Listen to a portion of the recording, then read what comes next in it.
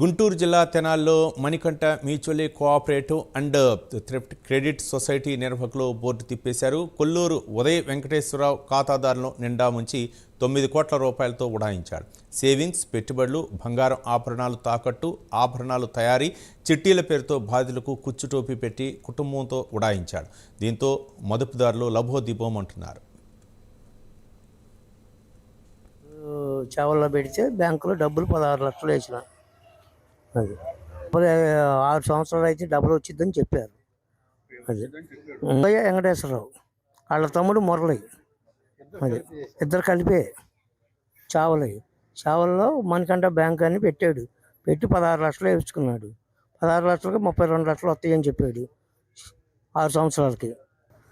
మణికంఠ దాంట్లో చావల Manikanta society bank పెట్టి అందరి దగ్గర డబ్బులు కట్టించుకున్నాడండి.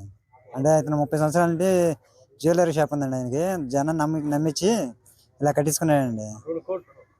మొత్తం 8 నుంచి 9 కోట్లు 10 కోట్లు దాకా పెట్టి మొత్తం ఏదైనా కానీ మా ఊరు నుంచి 2 కోట్ల వరకు పెట్టాడండి. లేరండి, చంపైపోయారండి. ఇద్దరు అన్నదమ్ములు ఇద్దరు కలిపి చేశారండి. ఇది అన్న వెళ్ళిపోయాడు, తమ్ముడే ఉన్నాడు ఇక్కడ. తెనాలి వచ్చి పోలీస్ స్టేషన్లో 2 టౌన్లో కేసు పెడితే వాళ్ళు కూడా వాళ్ళకే సపోర్ట్ ఇస్తున్నారు. బ్యాంకులో 70,000 తీసుకున్నానండి. వరుసలు బంగారం పెట్టానండి, తాడు పెట్టాను. 70,000 తీసుకున్నా. 70,000 తీసుకుంటే మరి తెచ్చుకుందామని అనుకునేటప్పటికి లేడు, వెళ్ళిపోయాడు అని అన్నారు. అందుకని ఇలా మా వాళ్ళు వస్తుంటే నేను వాళ్ళ ఎమ్మటి వచ్చా. ఏమీ లేని కూడా లేదు, ఆ తాడు ఒకటే ఉంది. అందుకని నేను మరి వాళ్ళ ఎమ్మటే నాకు ఏది తెలియకపోయినా కూడా నేను వాళ్ళ ఎమ్మటే వచ్చాను.